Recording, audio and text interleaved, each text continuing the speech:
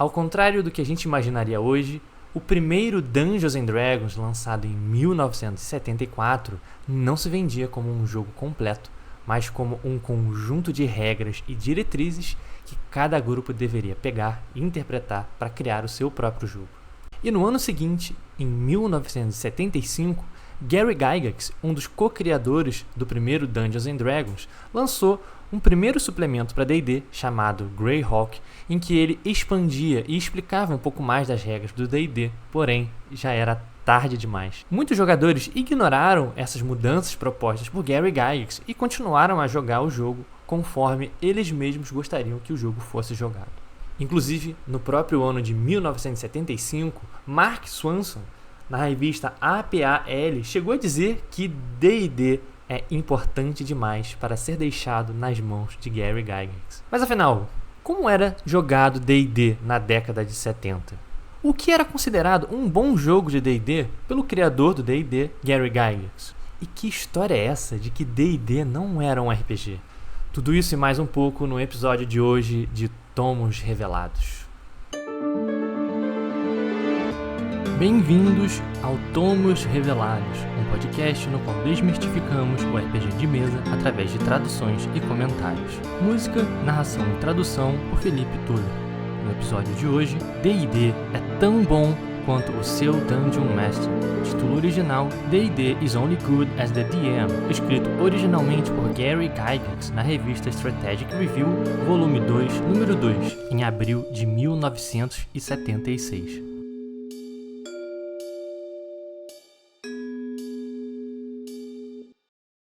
Um jogo de D&D bem-sucedido é uma combinação de desejo, habilidade e sorte. O desejo muitas vezes é despertado pela própria participação em um jogo. Ele reflete diretamente a capacidade do árbitro de manter uma campanha interessante e desafiadora. A habilidade é uma combinação de conhecimento das regras e do contexto do jogo, aplicada às circunstâncias específicas elencadas pelo árbitro. Memória ou capacidade de se recordar também costumam ser uma função da habilidade. A sorte é o menos importante dos três fatores, mas influencia no sucesso do jogo ainda assim. Usando os critérios acima, poderia parecer que os jogadores que atingiram certos níveis em suas respectivas campanhas são, de fato, bem-sucedidos. Isso geralmente não é verdade. Normalmente, uma ascensão tão meteórica simplesmente reflete um Dungeon Master incompetente. Embora os aventureiros em uma campanha de D&D precisem ajustar sua forma de jogar em relação ao árbitro, também cabe ao Dungeon Master adequar sua campanha aos participantes. Essa interação é absolutamente necessária para que a campanha continue interessante para todas as partes. Muitas vezes, é tentador para o árbitro transformar suas dungeons em uma verdadeira loja de presentes cheia de coisinhas mágicas prontas para serem saqueadas pelos jogadores. Da mesma forma, com um pouco de manipulação dos dados, expedições ao ar livre se transformam em visitas ao Departamento de Assistência Social em busca de montanhas de tesouro. Monstros existem para matar os aventureiros, sejam eles do tipo que guardam tesouros ou da variedade monstro errante. Pontos de experiências são empilhados sobre as cabeças indignas dos jogadores. Níveis se acumulam como folhas mortas no outono e, se jogadores com níveis na casa do 20, 30 ou 40 não ficam entediados, eles geralmente passam a se sentir tomados por uma falsa sensação de realização, inflados pela arrogância. Como não conquistaram de fato suas posições, e sua habilidade real não reflete o nível da campanha, eles são facilmente desinflados, ou seja, mortos, em um jogo que exige competência proporcional ao nível dos jogadores. É, portanto, hora de os árbitros reconsiderarem seus critérios de julgamento. Primeiro, a magia é realmente escassa em suas dungeons? Pois deveria ser. Da mesma forma, os tesouros devem ser proporcionais tanto aos níveis da dungeon quanto aos monstros que os guardam. Segundo, o Dungeon Master deve exercer absoluta imparcialidade e, se um jogador favorito estupidamente se coloca em uma situação em que está prestes a morrer, deixe os dados contarem a história e mate-o. Isso não quer dizer que você nunca deva atenuar o acaso com um pouco de intervenção divina. Mas ajudar os jogadores deve ser um ato raro por parte do árbitro. E só deve ocorrer quando o destino parece ter condenado injustamente alguém que costuma agir como um bom jogador. E mesmo assim, nem sempre o árbitro deve intervir. Terceiro, crie personalidades para os habitantes de sua dungeon. Se forem inteligentes, eles agirão de forma astuta para se preservar e eliminar expedições invasoras que pretendem matá-los e roubar seus tesouros. O mesmo vale para monstros errantes. Quarto, deve haver alguns rapazes de alto nível, muito ardilosos e inteligentes, na localidade habitada mais próxima da dungeon. Pessoas que esfolam aventureiros para pegar suas riquezas, assim como garimpeiros eram comumente depenados de seu ouro no Velho Oeste. Quando os perus de ação de graça da campanha forem à cidade tentando comprar armas mágicas, poções, pergaminhos, outros itens mágicos, restaurar um companheiro transformado em pedra, ressuscitar um cadáver ou qualquer outra coisa, faça-os pagar com o olho da cara, como diz o provérbio. Por exemplo, quanto um jogador cobraria por itens ou serviços semelhantes? Descubra, acrescente um bom valor extra e esse será o custo que você, como um árbitro, fará suas personas cobrarem. Isso certamente será divertido para você e, ao adicionar pequenas armadilhas extras, manterá os jogadores atentos. Afinal, Dungeon Masters também tem direito a um pouco de diversão. Você também deve lembrar de manter um controle rigoroso do tempo. O mago que passa 6 meses escrevendo pergaminhos e encantando itens está fora da campanha, por 6 meses. Ele não pode jogar durante esses 6 meses de jogo, e se o sistema de tempo refletir minimamente a escala correta, isso significa um período de tempo real em torno de 3 meses. Isso praticamente eliminará esse tipo de tolice. Ingredientes para escrever pergaminhos e fabricar poções também devem ser estipulados. Trataremos disso em uma edição futura da SR ou em um suplemento de D&D, pois o tema merece um tratamento detalhado, de modo que não seja uma tarefa fácil preparar pergaminhos ou duplicar poções. Quando os jogadores não têm mais montes de itens à disposição, eles precisam usar suas próprias habilidades. E, como você terá tornado suas dungeons e áreas selvagens muito mais difíceis e exigentes, será necessário um grau considerável de habilidade, imaginação e esforço intelectual para realmente ganhar algo ao longo de uma aventura. Além do mais, quando a magia é rara, ela também é valiosa, e só existirá um interesse verdadeiro em buscá-la quando ela for escassa. Quando é difícil sobreviver, quando o processo para ganhar níveis é longo, quando há muitos itens mágicos desejáveis a serem procurados, então uma campanha se torna interessante e desafiadora. Pense em como é divertido receber algo de bandeja. É agradável de vez em quando, porém sem valor quando se torna algo comum. Essa analogia se aplica à experiência e ao tesouro em uma campanha de D&D. Não é preciso muito estudo para perceber que D&D foi concebido para uma progressão alinhada à abordagem descrita acima. Não existem monstros para desafiar as capacidades de lords de 30º nível, patriarcas de 40º nível e assim por diante. Eu fiquei sabendo de mesas jogadas na Caltech em que as regras foram expandidas e alteradas para refletir níveis incrivelmente altos. Personagens de histórias em quadrinho, magias exageradas e coisas do tipo. Tudo bem, cada um com seu gosto, mas isso não é D&D. Embora D&D seja bastante flexível, esse tipo de coisa o estica demais, e a garotada por lá está jogando algo completamente diferente. Talvez o próprio nome Dungeons and Beavers já diga tudo.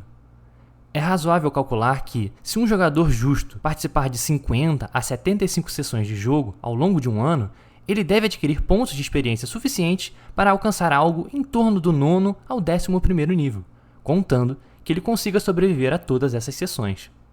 A obtenção de níveis sucessivamente mais altos será proporcional ao aumento de poder e à quantidade de pontos de experiência necessária para alcançá-los, de modo que outro ano de jogo não significará de forma alguma dobrar os níveis, mas talvez adicionar 2 ou 3 níveis.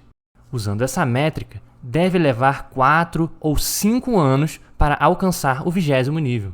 Como Blackmoor é a única campanha com 5 anos de duração e Greyhawk, com 4 anos, é a segunda mais longa, os aventureiros mais capazes ainda não deveriam ter alcançado o 20º nível. exceto nessas 2 campanhas. Até onde sei com certeza, nenhum jogador em Blackmoor ou Greyhawk passou do 14º nível. Ao exigir que os jogadores trabalhem por sua experiência e mereçam seus tesouros, a oportunidade de manter o interesse permanece. Isso também significa que as regras se encaixarão na situação existente. Um dragão, um Balrog ou algo semelhante será um desafio temível, em vez de uma presa fácil. Ainda cabe ao Dungeon Master tornar a campanha realmente interessante para os seus jogadores ao adicionarem toques imaginativos, ao se esforçar para desenvolver o pano de fundo e criar informações detalhadas sobre a campanha e ao garantir que sempre haja algo novo e empolgante para aprender ou adquirir. Este ponto, entretanto, será uma tarefa mais fácil. Assim, se um mago de 33º nível reflete uma campanha mal administrada, uma taxa contínua de mortalidade de 50% por expedição geralmente reflete uma reação exagerada e, da mesma forma, uma campanha mal conduzida. É tão irracional colocar 3 dragões azuis no primeiro nível da dungeon, quanto permitir que um guerreiro de 10º nível saia devastando os níveis superiores de uma dungeon, expulsando kobolds e ratos gigantes, para obter saque e experiência de maneira fácil. Ao tornar sua arbitragem mais rigorosa, tome cuidado para não ir longe demais na direção oposta. Salve, salve pessoal, aqui é o Felipe, sejam bem-vindos a mais um episódio de Tomos Revelados, iniciando o ano de 2026 com mais esta novidade. Você que está aí com seu fone de ouvido distraído, note que agora temos imagens, cores, não apenas mais som. Tomos Revelados está evoluindo para uma nova forma em 2026, chegando então para experimentar um pouco mais neste formato de vídeo. Vamos ver o que sai. Esta já é a minha 10ª tentativa de gravar isso aqui. Apaguei meus arquivos sem querer um dia, fiz um backup mal feito em um outro, perdi o arquivo. Então cá estamos nós novamente repetindo essa gravação. E antes de mais nada, pessoal, gostaria de agradecer a todos vocês que estiveram com a gente nas outras temporadas de Tomos Revelados. E se você é novo por aqui, seja bem-vindo. Você pode entrar na nossa plataforma no Spotify, no YouTube, seja lá onde você ouve os seus podcasts, para ouvir os nossos episódios anteriores. Tá tudo lá gravado apenas em áudio, mas quem sabe um dia a gente não volta a esses temas aí para complementá-los com algum tipo de vídeo. Seja como for, então, rapaziada, se aproxeguem, peguem a sua bebida de preferência e bora falar então de RPG hoje com o texto O D&D é tão bom quanto o seu Dungeon Master. Antes de entrar nas minúcias do texto, eu gostaria de aproveitar este espaço visual para mostrar algumas coisas para vocês que eu tenho aqui físico, algumas leituras atuais. Mas antes um pequeno jabá, porque poxa, olha aí rapaziada, vocês que estão no áudio não estão vendo, mas quem tem o privilégio de ver isso aqui em primeira mão está vendo o Atoleiro dos Homens Derretidos, a versão de capa preta, a mais nova versão da nossa aventura, lançada pela Caramelo Jogos, que você ainda pode adquirir por tempo limitado. Está acabando as cópias, pessoal, lá no site da Caramelo, que é muito bacana ver coisinhas que a gente criou nas nossas mãos, né? Mas, feito o jabá, eu gostaria de falar para vocês também um pouco do porquê que a gente tá entrando num texto de 1976. O que aconteceu com Tomos Revelados? Passou o ano, do nada o Felipe está voltando, entrando no túnel do tempo, falando de textos de décadas e décadas atrás. Pessoal, nada mais é do que um interesse muito crescente meu por o surgimento do RPG, como é que era o RPG jogado lá na origem da coisa. Eu tô lendo muito texto sobre isso. No momento eu tô lendo um excelente livro que já foi citado aqui algumas vezes no podcast, do The Elusive Shift. Infelizmente, até onde eu sei, não existe esse livro ainda em português, mas é um livro do John Peterson falando como que o RPG foi tomando a sua forma, foi se distanciando de outros tipos de jogos, outros tipos de atividades. E nisso, no final do ano agora, eu adquiri também um grande livro, estou muito feliz em ter ele em mãos, que é Dados e Dragões, este livro que fala sobre a história épica de Dungeons and Dragons, fazendo parte aí da comemoração de lançamento de coisas que tem a ver com 50 anos do lançamento de Dungeons and Dragons. É um livro que eu estava muito animado para ler já em inglês, porque lá fora saiu na MIT Press, uma capa bem bonitinha, vou até botar aí para vocês verem, uma capa azul e tal, mas esta versão brasileira também veio Pô, desgraçadamente bonita, é uma edição da editora Darkside aqui do Rio de Janeiro. Quem conhece essa editora sabe que adora fazer esses livros com os acabamentos maravilhosos, cheios de umas firulas bonitas, um livro todo destacadão. Eu tô muito animado para ler, porque é um texto que é uma compilação de ensaios, textos de autores pesquisadores em geral, falando sobre a história do Dungeons and Dragons, temas relevantes, como os sistemas avançaram e se modificaram com o passar do tempo. Várias coisas que eu estou muito curioso para ler e que certamente vão aparecer aqui no Tomos Revelados. Se não diretamente em um episódio sobre eles, com certeza pelo menos mencionando, que tenho certeza que vai ter muita coisa bacana aqui. Então, Dados e Dragões, fica aí a indicação. Se você já leu, deixa nos comentários aí o que mais você gostou desse livro. E tem uma outra coisa muito bacana também, não sei se eu já mencionei aqui, provavelmente não, mas esta minha aquisição, uma das aquisições mais legais que eu tive de RPG dos últimos tempos, este livro, que é um livro brasileiro, chamado O Jogo pela Regra, uma organização do Rafael Carneiro Vasques. Você que é um internauta mais ligado aí na galera que pesquisa RPG, provavelmente já esbarrou com o nome desse cara. Rafael Vasques é um cara que tem um canal no YouTube muito maneiro, que tem várias entrevistas sobre a história do RPG no Brasil. Então ele entrevista várias pessoas legais, pessoas de editora, game designers, enfim, muito bacana. E aí esse é um outro texto que também é uma coletânea de ensaios, de textos de várias pessoas. Tem texto da Mônica Faria, texto do nosso amigo Luiz Falcão, já foi mencionado aqui para falar de LARP. Tem um texto que eu tô muito curioso para ler, que é o do Lucas Conte, o criador do Mojubá, falando da criação dele, desse jogo, que eu financiei lá no Catarse e tal. Foi um super sucesso. Então, outro grande livro, muito bacana. Tô doido para ler, ainda não li. Peguei ano passado no Diversão Offline, até agora nada. Mas estão aqui as leituras se acumulando.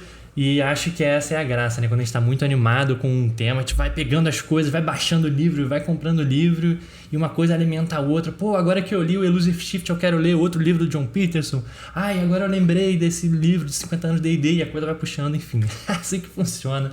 Uma hora a gente organiza, uma hora aparece aqui pra gente. Bora então, antes de entrar nas minúcias do texto, pra nossa apresentação do autor de hoje, que é ninguém mais, ninguém menos do que um dos co-criadores do Dungeons and Dragons, Gary Gygax, Ernest Gary Gygax. A gente gosta de fazer então essa biografia dos autores, saber mais ou menos de onde eles estão partindo, quem são essas pessoas, e com Gary Gygax é um pouco difícil, dado a importância desta figura para o cenário do RPG. Poxa, tem livros inteiros, ensaios, entrevistas com Gary Gygax, então é impossível fazer um resumo que faça jus a essa figura, mas aqui eu separei alguns dados e algumas informações que eu acho que vão ser legais para a gente nortear o assunto do texto. Então, o Gary Gygax escreveu esse texto de hoje em 1976, 2 anos apenas depois do lançamento deste jogo que abalou as estruturas não só dos Estados Unidos, mas logo do mundo, que veio à tona como uma coisa muito diferente ali do que estava sendo jogada no momento. E voltando mais ainda no tempo, a gente fala do Gary Gygax como uma pequena criança lá na cidade de Lake Geneva, no estado de Wisconsin. E por que isso é importante? Porque Wisconsin, Lake Geneva, se localiza lá no meio oeste americano, e até hoje a gente ouve falar que o meio oeste americano é quase um sinônimo da cena de RPG. É um lugar onde é uma cena muito efervescente de RPG, tem muitas convenções. Antes do surgimento do D&D, o próprio cenário dos Wargames, que é uma cena muito importante para o surgimento do D&D, já era também uma coisa muito movimentada lá. É lógico que numa escala muito menor, muito mais de nicho do que foi se tornando D&D com o passar do tempo, né? É uma época em que esse tipo de jogos definitivamente não eram mainstream nem perto. Mas então o D&D foi um dos primeiros jogos que começou a furar a bolha. E antes disso, então, Gary Gygax era um cara que estava nesses meios, jogador de miniaturas, de wargames em miniatura, né? E acho que vale, inclusive, mencionar que o próprio D&D, o primeiro D&D de 74, ele não tem esse nome, RPG, um role-playing game. Lá na capa vai aparecer aqui na tela. Esse é um jogo de miniaturas fantásticas, aí depois muda para este é um jogo de aventura, pá. Então o D&D, ele surge meio que nascendo dessa cena dos wargames lá em Lake Geneva, do Gary Gygax e das suas experiências com wargames e trocando ideia com a galera da época.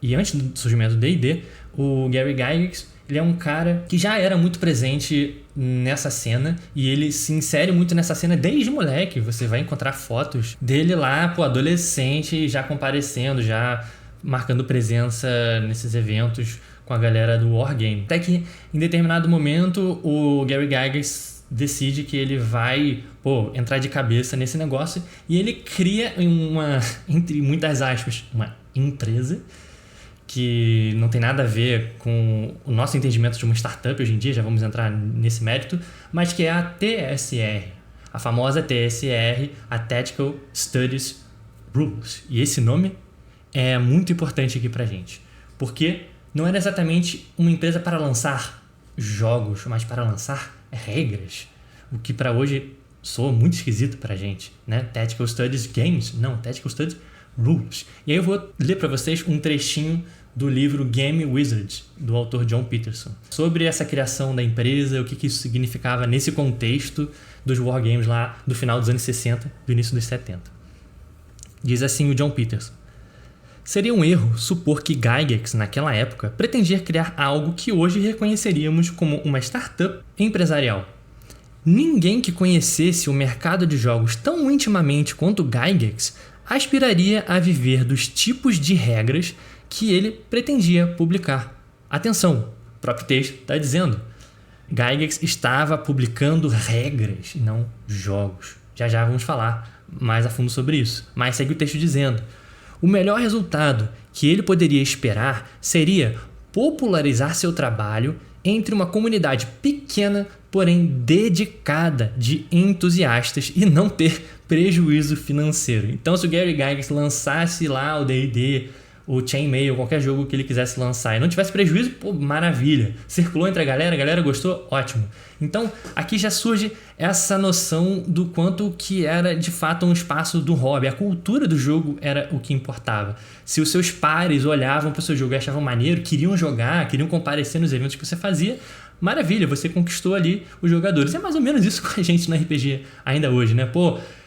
Você joga na mesa lá do Joãozinho. Caraca, o Joãozinho é um excelente mestre. Que bacana. Vou chamar meus amigos pra jogar. E é lógico que isso engrandece muito ali a cultura de jogo do lugar, seja do seu bairro, do seu servidor do Discord, enfim. Então isso já tinha lá, né? E aí, esse trecho do livro Game Wizards termina de um jeito até engraçado, que ele fala assim: no entanto, o lançamento de D&D desencadearia uma cadeia singular, quase milagrosa de eventos, forjando uma TSR que Gygax jamais poderia ter antecipado. Aí, aqui ele está falando desse fenômeno que veio a ser o D&D com o passar dos anos e tal. Eu separei um outro trecho muito bacana também, que eu vou ler, que ele fala sobre essa ideia dos hobbyistas, do porquê que era legal ficar lançando várias regras, né? E aí, no sentido de, por que o Gygax queria lançar regras? Já não tinha várias regras lançadas de wargame, por que não só pegar um livro e aplicar as regras do livro para jogar? Porque a cultura do wargame, assim como também a gente poderia dizer a OSR hoje, resgatando um pouco disso, era a cultura de criar suas próprias regras. Então vou ler aqui para vocês. Falava assim aqui no livro do John Peterson: convencer as pessoas a gastar dinheiro de verdade com esse tipo de regra que a TSR queria lançar era uma proposta bastante duvidosa. Por quê? Porque hobbyistas dedicados já sabiam como criar seus próprios sistemas de conflito e, para alguns, era motivo de orgulho que cada pequena guerra fosse travada com um conjunto de regras personalizado. Ainda assim, os fabricantes e distribuidores de miniaturas tinham seu próprio interesse na existência de regras para os soldados de brinquedo que vendiam. Então, a loja se interessava que tivessem regras sendo vendidas e circulando para eles venderem mais bonequinho, mais miniatura. Tá vendo aquela miniatura que tá ali na estante? Então, você pode comprar elas, legal, a miniatura e tal, mas você ainda pode jogar. Por que você não compra mais e fazer um exército para jogar o D&D, para jogar Chainmail, para jogar esses jogos que estão aqui embaixo, na outra prateleira? E vocês viram, né? Nesse trecho tem essa parada muito legal, que é a ideia do árbitro de wargame ser essa pessoa que tem suas próprias regras, tem seu próprio mundo, né, do world building. Mas antes disso, no wargame, a ideia de que você é um cara que conhece as regras, sabe manejar bem o jogo. Então o árbitro, ele não só era alguém que conhecia as regras, mas que tinha ali essa vocação também de ser um mestre de cerimônias, saber organizar o jogo, saber aplicar as regras na hora certa, né? Então, o Gygax, ele quer não só vender os seus jogos, mas provar que ele era alguém, né? E aqui eu tô, lógico, supondo, mas falando mais da cultura do jogo do que especialmente do Gygax, né? Essas pessoas que estavam lançando essas regras tinham essa proposta de, olha, eu sou um cara que sei bastante disso daqui. Eu tenho capacidade de montar as minhas próprias regras, tá aqui a minha versão do que é um wargame. E é muito bacana, porque essa cultura do wargame, vocês podem ver isso muito a fundo e muito bem explicada e com muitos detalhes nesse livro, The Elusive Shift, do John Peterson. O wargame é um negócio que, se a gente fala que o RPG hoje tem essa ideia da regra de ouro, que as pessoas modificam as regras, que uma coisa é o jogo no livro, outra é o jogo na mesa, que tem regras da casa, que é uma coisa natural, né? Muito mais natural que um jogo de tabuleiro. Caraca, você vai se surpreender demais em como que era a cultura dos wargames nessa década de 60 e 70. Porque vocês viram aqui, cada árbitro tinha suas próprias regras, era da cultura de jogo você adaptar as regras que você conhecia, mas para além disso, tinham estilos muito distintos e abordagens muito diferentes dessas regras. Então, uma mesma pessoa pegando um conjunto de regras podia aplicar um espectro muito distante um do outro. Então, começou a surgir uns termos, né? Por exemplo, um que é muito famoso, que a gente que está circulando aqui no negócio da OSR vê às vezes, que é o Free Kriegspiel. Kriegspiel é uma expressão em alemão que quer dizer jogo de guerra, basicamente. Então, já transporta a gente para uma tradição de jogos que vem da Alemanha, que vem do século XIX, um negócio muito antigo. E o Kriegspiel em si tem essa energia de ser jogos educativos. Não educativos no jeito que a gente trataria hoje, no sentido de, através desse jogo eu vou te ensinar matemática, vou te ensinar as disciplinas que você aprende na escola, mas, de fato, ensinar a arte da guerra para seus companheiros ali de exército, por exemplo. Então, um general muito famoso, ele pegava um desses jogos e fazia ali como se fosse um exercício com os seus parceiros para passar alguns conhecimentos. Então, o árbitro tinha também um papel um pouco de tutor para essas pessoas. Então, o wargame não era só uma diversão que tinha para muitas pessoas um viés educativo. E guardem essa ideia, porque vocês que já leram o texto talvez já tenham percebido para onde eu vou com isso daqui. Porém, aí voltando na ideia do Free Kriegspiel, tinha essa área do wargame, dessas pessoas que queriam jogar um wargame mais solto, e por isso Free Kriegspiel, né, em inglês livre. Porque no Free Kriegspiel começou a se formar e se cristalizar essa ideia de que qualquer coisa pode ser tentada. Então você tá lá jogando seu joguinho de miniaturas, mas você que está comandando o seu exército pode falar o que você quiser. Você pode dar a ordem para o seu exército que você quiser. E aí o árbitro é essa pessoa que vai pegar isso que você está dizendo, a sua intenção, e vai transformar isso em alguma coisa que vai se espelhar um efeito dentro do campo de batalha. Afinal de contas, é diferente o jogo de tabuleiro de um jogo de miniaturas. Aquele jogo do X-Wing, de miniaturas de X-Wing, botamos aqui na tela para vocês verem. O Warhammer é um jogo muito famoso que a galera ainda joga bastante hoje em dia, é um jogo de miniatura. Então, que você normalmente mede a distância entre as miniaturas com uma régua ou algum tipo de medição nesse sentido. Então, o ponto é, o Free Kriegspiel tinha essa figura do árbitro muito forte como alguém que ia interpretar o que estava acontecendo no tabuleiro e as ordens dos jogadores através das suas próprias regras, ou às vezes de quase regra nenhuma, só aplicando o que ele acha que faz sentido naquele momento e com a sua experiência lá de general e tal. E é claro que tinham as pessoas que eram, hoje em dia a gente chamaria de um lado mais gameista da coisa, que queriam seguir a regra mais à risca e ser de fato uma coisa de rolar os dados e ver a proporção e ver a probabilidade dos acertos e tal, e nisso passar um pouco mais o conhecimento das regras para os jogadores interagirem mais com isso. Tinha de tudo nessa cultura do wargame. Tinha os meio termos e pessoas fazendo coisas, como a gente vê aqui, né, da melhor maneira que eles acreditavam que devia ser feito. Então é isso, os robistas dedicados, como diz o Game Wizard do John Peterson, tinham suas próprias regras e suas próprias formas de resolver os conflitos dos wargames. E é lógico, falando isso daqui, você que, como eu, um entusiasta de RPG, já vê um negócio muito parecido com RPG. a ideia de que você vai pegar um conjunto de regras, transformar aquilo no seu jogo e botar regras da casa, tirar isso, tal. É claro que a gente pode até argumentar, poxa, o jogo, hoje em dia o RPG tá indo para um lado um pouco contrário, tem jogos mais engessados, a ideia de jogar um sistema rules as written, do jeito que as regras estão dizendo, já é uma coisa mais cristalizada na nossa cultura de jogo hoje em dia, mas a gente pode também argumentar que o OSR, jogos de regras leves, jogos indies, estão fazendo coisas um pouco parecidas, resgatando uma energia que já estava muito presente aqui nos Wargames. Então, isso aqui que eu falei pode até parecer uma grande tangente, mas tem tudo a ver com o texto que eu trouxe, porque justamente eu tomei conhecimento desse texto lendo o The Elusive Shift na hora em que as pessoas estão discutindo o que é D&D. Dizia o próprio criador do D&D, ou a voz autoral do D&D de 74, o seguinte, vou ler aqui um trecho do primeiro D&D de 74. Estas regras que estão aqui são tão completas quanto possível dentro das limitações impostas pelo espaço de 3 livretos. E aí fica aí essa curiosidade também para caso você não saiba, o D&D de 74 eram 3 livretinhos, não era literalmente um livro. Mas ainda nesse formato que a gente mantém hoje, um livro de regras do jogador, um livro de regras do mestre e um manual dos monstros, como se fosse.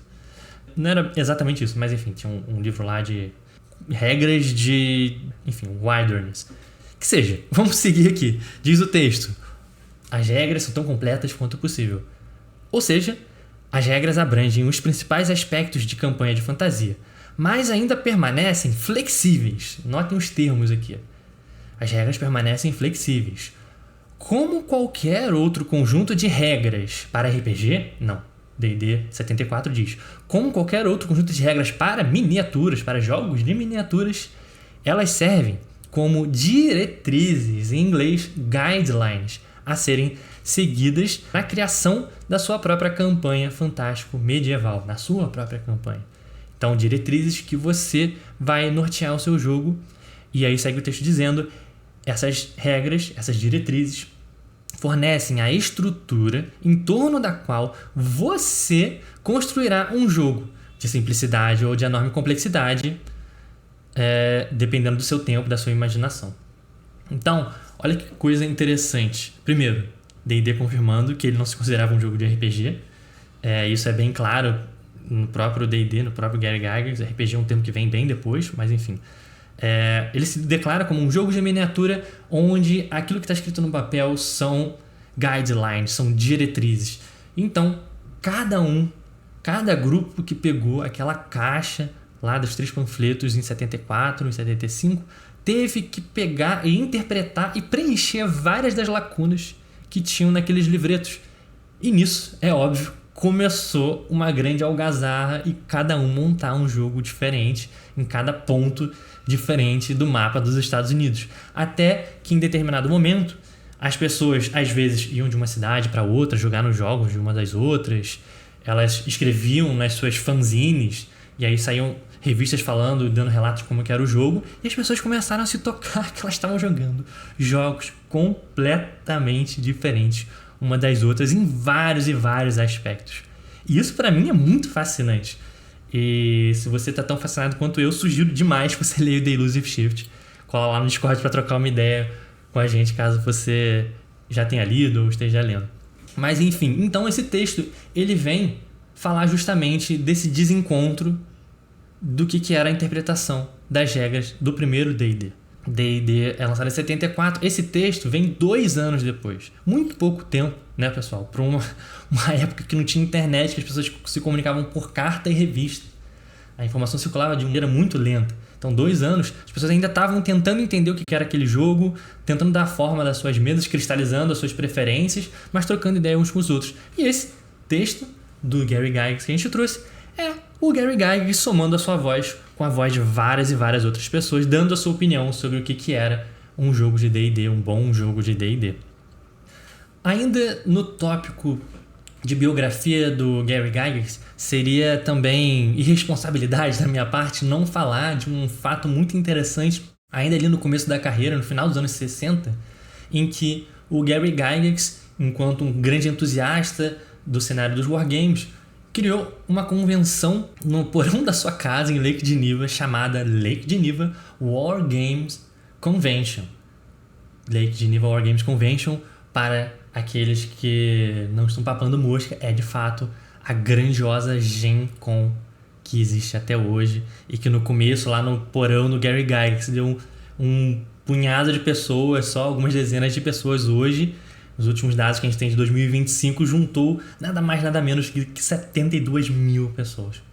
E outra coisa muito doida de ficar investigando as histórias do D&D é justamente ver esse milagre, como o próprio John Peterson fala nos livros dele, que é um negócio que surgiu literalmente no encontro de um bando de rapazes brancos de meia idade no porão da casa de um cara se espalhar e virar um fenômeno tão grande quanto o D&D é hoje, quanto foi nos anos 80, esse tipo de coisa. E é claro que no meio dessa evolução do D&D, o Gary Gygax também marcou a sua passagem no meio do RPG por ter lançado aventuras das quais, inclusive a gente já mencionou aqui no podcast algumas vezes, que independente da sua qualidade, se ainda é bom hoje em dia, se é ruim, marcaram história e fizeram uma grande geração de pessoas serem marcadas profundamente por elas. Então, aventuras como The Keep on the Borderlands, Tomb of Horrors, The Village of Homelet, Temple of the Elemental Evil, Expedition to the Barrier Peaks, que tem um dos grandes plot twists das aventuras de RPG, entre outras, tem Queen of Spiders, tem uma pancada de aventuras do Gary Gygax que são muito famosas e muito adoradas também. Para fechar então a nossa biografia, pequena biografia do Gary Gygax, é lógico que a gente tem que falar que com o passar do tempo, o Gary Gygax foi numa descendente enquanto o D&D foi numa ascendente, eu diria. Enquanto o D&D ganhava cada vez mais tração ali com a população, com a mídia, com a cultura em geral, o Gary Gygax começou a ter problemas financeiros com a TSR, ele não conseguia comprar as ações de um parceiro dele, comercial, né, que tinha direito a grande parte das ações da TSR, faleceu, aí a família dele queria vender, mas o Gary Gygax não conseguia comprar essa parcela da TSR, até que eventualmente o Gary Gygax perde os direitos da TSR, o D&D inclusive fica na TSR um pouco, mas logo depois vai para outra empresa, vai para Wizards of the Coast, D&D segue para um lado e Gary Gygax vai para o outro. Tem também muita treta envolvendo o co-criador, Dave Arneson. Até hoje a gente fica nessa discussão, né? Quem tá nesse meio já tá cansado de saber a treta do Gary Gygax e do Dave Arneson sobre as disputas do D&D, quem criou o D&D de verdade, quem criou o RPG de verdade, se o Gary Gygax roubou as ideias do Dave Arneson para criar o D&D, se foi o contrário, enfim. Tretas também que vão ficar para um outro momento. Fica aí a indicação para você, se você quiser entrar nesse buraco aí nas internet. E aí a gente fecha a biografia do Gary Gygax dizendo que ele veio a falecer em 2008 e, bizarramente, um ano antes do seu co-criador Dave Arneson, que está acreditado também na edição de 74 D&D, que morreu um ano depois, em 2009. Então, em 2008 morre Gary Gygax, em 2009 morre Dave Arneson.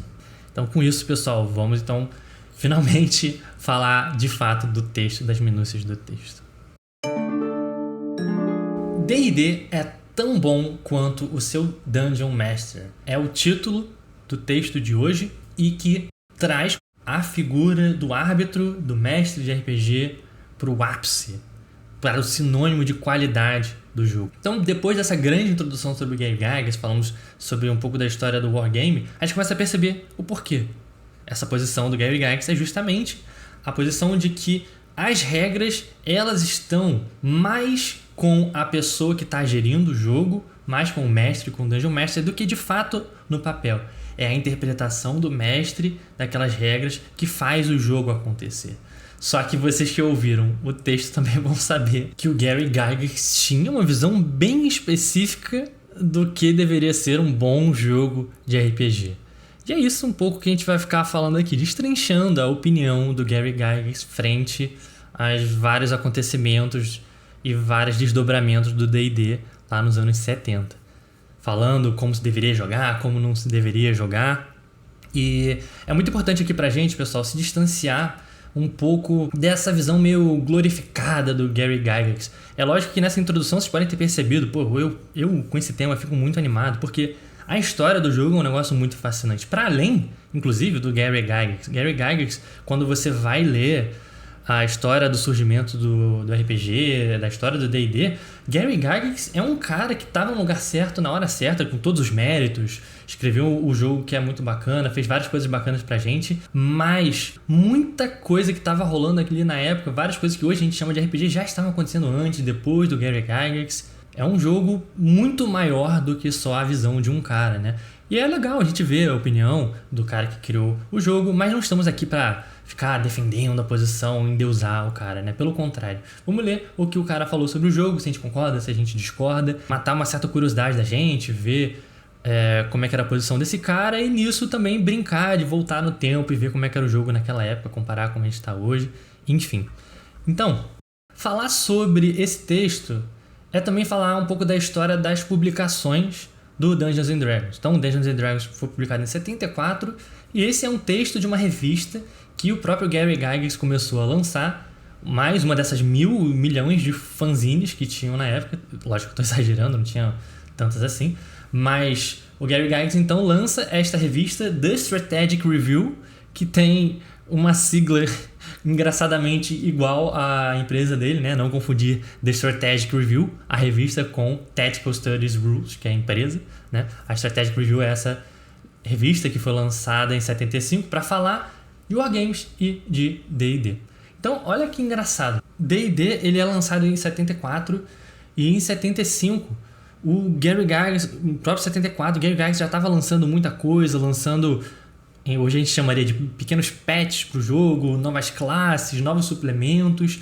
Desde o começo já era essa energia de ficar criando coisas, criando novas regras, colocando coisas novas e debatendo uns com os outros, respondendo a questionamentos, a posições de outras pessoas e outras zines. Então tinha essa zine da Strategic Review em que o Gary Gygax colocava a sua voz ali no meio dessas outras bilhões de vozes. E é muito engraçado ver também a história dessa revista, porque ela dura muito pouco. Ela é lançada em 75, logo em 76, no ano de publicação desse texto que a gente está lendo aqui, essa revista já se dissolve e ela se divide em duas outras revistas. Em uma revista chamada Little Wars, que dura muito pouco, dura de 76 a 78, que era revista para falar exclusivamente de Wargame, e o fato dela ter acabado em 78 já mostra o outro lado, né, do porquê que a outra fez mais sucesso, porque justamente a outra revista era nada mais nada menos que a revista Dragon. E essa revista Dragon foi um negócio que realmente enveredou pelo mundo do D&D e do subsequente termo Role Playing Games, que só parou de ser publicado em 2007, passou na mão da Wizards of the Coast, terminou com a editora Paizo, a que lança hoje o Pathfinder, né? Em 2007 parou de ser publicada. Então, o que sobreviveu? A Little Wars? A Strategic Review que estava falando de Wargame? Não, foi essa tangente justamente do RPG. Mas então, Gary Gygax traz este texto mostrando a sua posição, se colocando contra aí pessoas que jogavam o jogo narrativamente, que o jogo é um jogo sobre desafio e tal, e tal, e tal. E o que pra mim é meio estranho e meio até paradoxal, e isso é muito comum nas entrevistas, nas posições que o Gary Gygax dá. Porque de um lado a gente tem uma cultura de jogo que reforça essa energia plástica, essa energia de adaptação das regras para o seu contexto, para o seu grupo. Mas de outro temos uma figura do Gary Gygax que fica um pouco puxando o cabo de guerra para um lado, querendo que o jogo seja especificamente de um jeito, né? Então, é por isso que eu ressaltei tanto essa ideia de que o Gary Gygax é só uma voz dentre muitas outras vozes. Porque, inclusive, uma curiosidade bem interessante é que se dependesse do Gary Gygax, eu acho que o D&D nem seria chamado de Role Playing Game, porque numa entrevista, numa dessas revistas, ele fala, tem gente que joga D&D, que vê o D&D como uma coisa para fazer, aí ele fala o termo, né, Role Playing, e ele fala não para se identificar com aquilo, mas fala, tem gente que usa assim, não é muito a minha, e isso é um pouco confirmado nesse texto, como vocês podem ver, o cara fica até meio nervoso ver que a galera tá jogando desse jeito. Quando a gente pega a literatura das zines dessa época, a gente vê que, cara, não dá pra botar um ponto final no que é D&D. E essa é a grande graça pra mim desse momento do D&D. É uma coisa que, inclusive, eu gosto muito que as pessoas estejam resgatando. Essa coisa de regras da casa, criar o seu próprio hack de Apocalypse World, o seu hack de Old School Essentials, do D&D BX. Poxa, mas é mais um clone que só faz a mesma coisa. Beleza. Você não gosta do rapazinho que foi lá no Reddit do RPG Brasil falar do seu sistema próprio. Mas percebam comigo que isso é a energia do RPG. Tá lá desde o início, né? Então é muito incômodo ler um cara que é um dos criadores dessa coisa implicando um pouco com os outros de uma maneira meio negativa. Colocando a sua posição, eu acho que o jogo é isso, mas rechaçando um pouco a ideia dos outros, como aparece um pouco nesse texto, né? Fica um gosto meio amargo na boca, pelo menos pra mim, não sei o que vocês acham. Mas aí então, o texto, ele começa nos seus primeiros parágrafos já deixando bem claro qual é a posição do Gary Gygax sobre o que é um bom jogo de RPG. Uma campanha de D&D significa desafiar os jogadores. O jogo é um desafio. E logo, um mestre leniente, um mestre que dá XP, que dá tesouros de qualquer jeito, ele não é um bom mestre, ele não está fazendo um bom trabalho como um árbitro de D&D. E eu acho que essa posição do Gary Gygax, ele vem de uma posição um pouco defensiva da própria existência do seu jogo. Porque a gente pode ler esse texto, de fato, como uma tentativa do Gary Gygax de se perguntar como a gente mantém uma campanha de RPG, no caso lá dele não era RPG, né? Mas pra gente, como manter uma campanha ativa e o que significa uma campanha bem sucedida. Porque o Gary Gygax estava vendo o seu jogo dando certo, estava vendo o seu jogo ganhando tração, ganhando mais adesão, e uma das preocupações que a gente pode ver no subtexto aqui da escrita do Gary Gygax, pra mim, pelo menos para mim, olha, se a gente ficar jogando de uma maneira que as pessoas não vão querer voltar para nossas mesas, o jogo vai morrer. A gente tem que fazer o jogo ser interessante a longo prazo, uma campanha ser interessante a longo prazo, mas que o nosso jogo, o próprio D&D, nossa própria cultura de jogo, seja interessante a longo prazo. E a estratégia do Gary Gygax, como vocês puderam perceber no texto, é falar, olha, o jogo ele é um desafio. As pessoas têm que ter o seu cérebro, as suas disposições mentais ali desafiadas o tempo todo, para eles ficarem instigados, para eles ficarem maravilhados. Tem várias formas de fazer isso, né? Mas pelo desafio e pelo maravilhamento, são coisas que aparecem muito. Então, o Gary Gygax vai circular ali no texto ideias que para ele vão fazer o jogo caminhar num bom desafio. Porém, quando a gente vê o Gary Gygax falando que o jogo é um jogo de desafios, a gente pode ser levado a pensar, como muita gente da OSR hoje em dia passa a pensar também, que então se o jogo é desafio, vamos cagar aqui pra narrativa, vamos deixar a narrativa de lado. E definitivamente não era essa a posição do Gary Gygax. Que a gente reduz um pouco o Gary Gygax ou o jogo daquela época a uma coisa muito específica e que não era. No livro The Elusive Shift, o John Peterson fala sobre como a cultura do D&D ela é impulsionada justamente porque não eram só os wargamers que estavam interessados em D&D. Tinha uma outra parcela da cultura nerd, se quiser chamar assim, lá da época, que estava muito interessada em jogar D&D, e o próprio Gary Gygax sabia disso. O sucesso do seu jogo dependia de pegar essa parcela da população também, que é claro o Gary Gygax interagia de alguma forma, então a gente sabe, né? E aí eu vou ler um trecho muito bacana do Elusive Shift que falava um pouco dessa tentativa de fazer o marketing do D&D.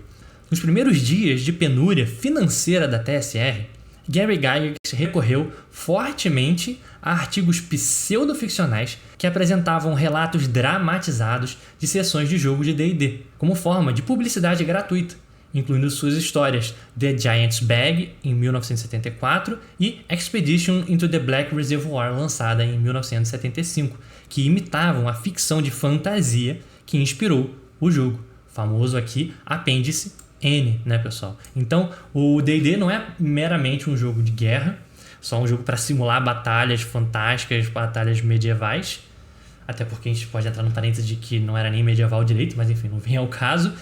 Mas percebam que o Gary Gygax está ali interagindo com essa ideia de que D&D também tem um lado meio ficcional, um lado meio narrativo, um lado meio literário. Ele próprio escrevia relatos de campanha, relatos de aventura, num estilo literário de coisas que ele mesmo gostava, lá dos livros que estão na Apêndice N, do Michael Moorcock, Three Hearts and Three Lions, esse tipo de coisa. E aí eu sigo aqui lendo o texto. Gygax divulgava D&D como um wargame. Beleza. Porém, desde o início, também o posicionou como um meio de permitir que os jogadores participassem da criação de histórias, retomando a tradição de wargames antigos, pois esperava ardentemente que isso atraísse a vasta comunidade de fãs em torno da fantasia e da ficção científica. A gente pode até argumentar, mas isso aqui, de repente, o Gygax estava fazendo só uma jogada de marketing, etc, etc.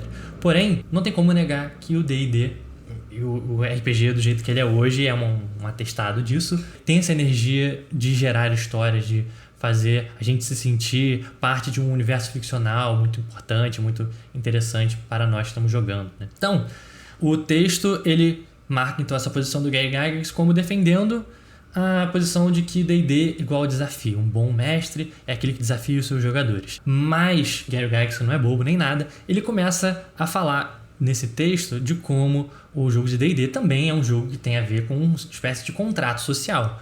Aí você tá um trecho do texto. Gary Gygax diz que em uma campanha de D&D você precisa ajustar a sua forma de jogar em relação ao árbitro, você que é um jogador. Mas também cabe ao Dungeon Master adequar a sua campanha aos participantes. Então, o ponto aqui parece ser, de novo, como que a gente mantém isso aqui funcionando, como a gente vai fazer o jogo funcionar em micro escala, no tipo a sua própria campanha, mas o jogo de maneira geral. A resposta do Gygax vai dizer, não, a gente não pode comprar a simpatia dos jogadores com um presente, o mestre tem que ser uma figura assertiva. O Gygax fica muito incomodado quando os jogadores recebem benefícios, aparece até uns trechos engraçados no texto, né? O Gygax fala, os jogadores ficam com experiências empilhadas sobre as suas cabeças indignas. E a sua habilidade real, note o termo, habilidade, os jogadores habilidosos, né? Os jogadores que têm pouca habilidade real, então aquilo não reflete o nível da campanha. Esses jogadores são facilmente desinflados, ou seja, mortos, em um jogo que exige competência proporcional aos níveis dos jogadores. Então, aqui a gente volta naquilo que eu estava falando na introdução sobre a figura do árbitro ser muito também uma figura de uma espécie de professor, né? Aqui me parece uma analogia muito próxima à do professor que vai passar o aluno de ano ou não, né? Do tipo, Gary Gygax poderia muito bem ser um professor que fala: "Que? Você quer passar o Joãozinho de ano? Só tirou nota ruim, não estudou, não prestou atenção o ano inteiro? Não vou passar esse cara não, este aluno é indigno." Assim como o Wargame tinha essa figura do referee lá como um cara que era o sábio da guerra, que passava alguma coisa no meio daquela partida. Parece que o Gary Gygax está se aproximando um pouco disso aqui também, né? Os jogadores, eles têm que ser recompensados por serem bons alunos, entre aspas. Aquele que jogou bem, que teve habilidade, vai ser recompensado, vai ganhar o tesouro, vai subir de nível. Agora, vocês aí que ficam dando XP, a rodo, a torto e a direito, não, vocês estão fazendo o jogo errado. E aí a gente segue ouvindo o Gary Gygax falar no texto de o jogo tem que ser de uma absoluta imparcialidade. Aí ele até usa um termo muito curioso, vou até ler esse trecho, que é um trecho muito impactante. E foi esse trecho que eu li lá no The Elusive Shift que me fez querer ler esse texto na íntegra. O Dungeon Master deve exercer absoluta imparcialidade. E se um jogador favorito, ou seria um aluno favorito, estupidamente se coloca em uma situação em que está prestes a morrer, deixe os dados contarem a história e mate-o. Então, se o seu aluninho foi um bom aluno o tempo todo, estudou bastante para a prova, chegou na hora do teste, olha aí essa analogia também, né? O teste da sala de aula, mas o teste também da rolagem de dado.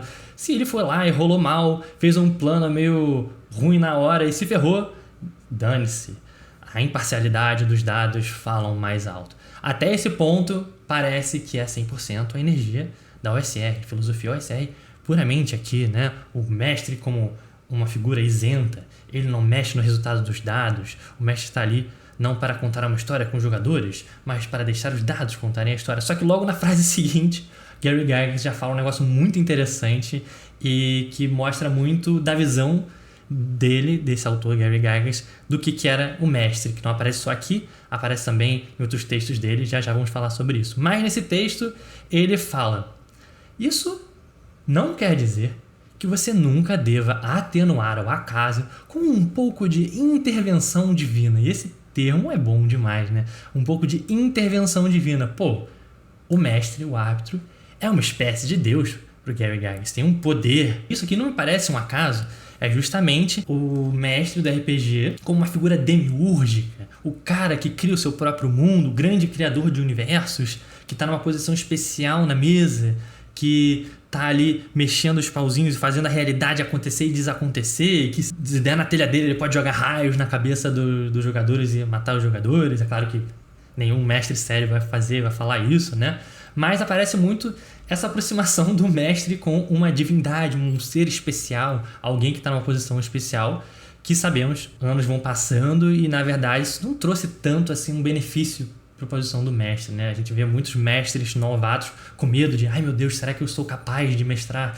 E aí, para juntar mais evidências dessa posição do Gary Gygax, eu separei um trecho do Dungeon Master's Guide, o manual do mestre do AD&D, primeira edição, lá de 79, em que, de um jeito bem brincadeira, assim, né? De um jeito bem cômico e tal, o Gary Gygax mostra um pouco disso também. Então ele diz assim, lá na página 8 do Dungeon Master's Guide do AD&D, primeira edição. Como esse livro é de uso exclusivo do mestre de jogo, você deve encarar qualquer jogador que não seja o Dungeon Master e que possua-o como alguém menos do que digno de uma morte honrosa.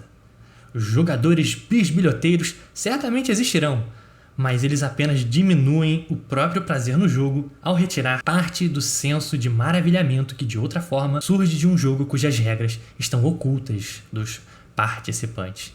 Então, deixando de lado a brincadeira aqui do Gary Gygax, que vai punir os jogadores, etc., notem como tem uma associação aqui do maravilhamento, do mistério de uma campanha de RPG, não só do próprio cenário, da construção do cenário, do mundo ficcional, do ponto de vista do Gary Gygax, mas do próprio desconhecimento das regras, que é uma coisa que já estava presente na cultura dos wargames, principalmente no lado dessa galera da Free Kriegspiel. Os jogadores não necessariamente precisam saber todas as regras, e isso é uma coisa boa, porque torna o mundo mais maravilhoso, um mundo mais interessante e mais místico. Então, Gary Gygax acreditava muito nisso, né? Novamente, a gente vê aqui, se as regras são uma coisa mística, uma coisa maravilhosa, o mestre, de alguma forma, também é uma espécie de divindade. E aí eu vou terminar de ler esse parágrafo porque é engraçado. Ele fala assim: se algum de seus participantes vier a ler o que aqui se encontra no manual do mestre, sugere-se que você lhes cobre uma taxa pesada por consultar sábios, entre aspas, e outras fontes de informação normalmente inacessíveis aos habitantes de seu cenário. Se os jogadores demonstrarem conhecimento que só poderia ter sido obtido por meio da consulta a estas páginas, 1 ou 2 itens mágicos podem ser tomados como pagamento. Insuficiente, mas talvez suficiente para desencorajar tais atitudes. Então, de novo, uma coisa de uma certa brincadeira aqui, mas que mal ou bem dá margem a essa interpretação do mestre como alguém que pode abusar do seu poder, pode fazer intervenções divinas para salvar um jogador que ele gosta, às vezes. O contrário também, né? Mudar o multiplicador do dado ali, fazer um pequeno ilusionismo para fazer o jogo ficar no lugar onde o mestre quer. Esse, para mim, é o ponto central do texto, como o Gary Gygax se posiciona na cadeira do mestre, como ele acha que o árbitro, se quiser chamar assim, vai conduzir o jogo. Mas tem umas coisas bem interessantes também no texto, umas coisas mais pontuais que eu gostaria de chamar a atenção também. No parágrafo onde ele fala que o Dungeon Master deve exercer absoluta imparcialidade, seguir a história dos dados, ele fala uma coisa interessante também. Quarto ponto nesse parágrafo, que deve haver alguns rapazes de alto nível, muito ardilosos, inteligentes, pessoas que esfolam aventureiros pelas suas riquezas, assim como garimpeiros eram comumente depenados de seu ouro no Velho Oeste. E essa aqui é uma coisa que aparece muito no estilo de jogo do D&D. A gente fala, pô, o D&D é um jogo de fantasia medieval.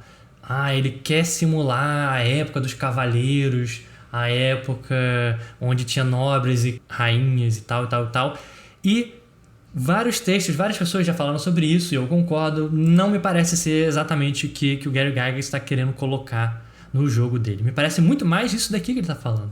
A busca pelo ouro, Gold Rush, a coisa da West Marches, que a gente já mencionou em outro episódio também. Então, a literatura pulp aparecendo como uma grande influência dos jogos de D&D, desses caras que não são exatamente heróis, mas oportunistas que vão entrar na dungeon, que vão pegar dinheiro, que vão tentar ficar rico num mundo onde existem desafios, perigos, bandidos por toda parte. Parece muito mais com essas narrativas de Velho Oeste do que, de fato, narrativas cavalheirescas de pessoas honradas, né? O D&D parece estar muito mais preocupado com esse tipo de narrativa do que, de fato, honrarias e cavaleiros honrados e romances de cavalaria desse tipo.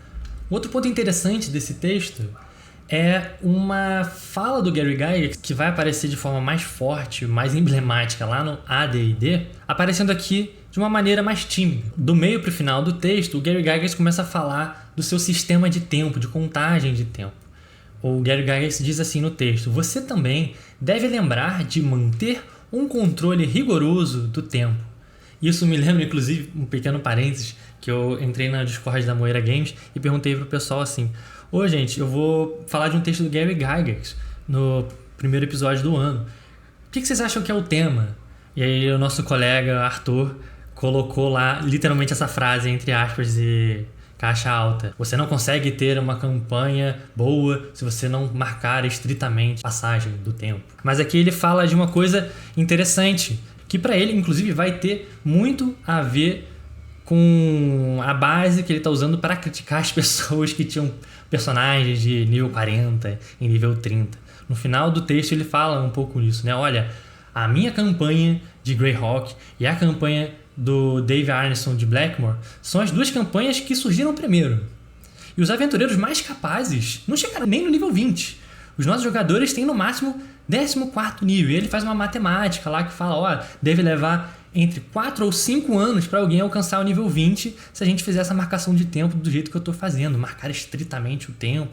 O que no contexto do texto tá meio que 2-1, que ele fala assim: um mago, se ele passa 6 meses escrevendo um pergaminho, quer dizer que o personagem dele não pode jogar por 3 meses. Então parece que tem uma escala de 2-1, considerando o tempo de dentro da aventura, o tempo de fora, né?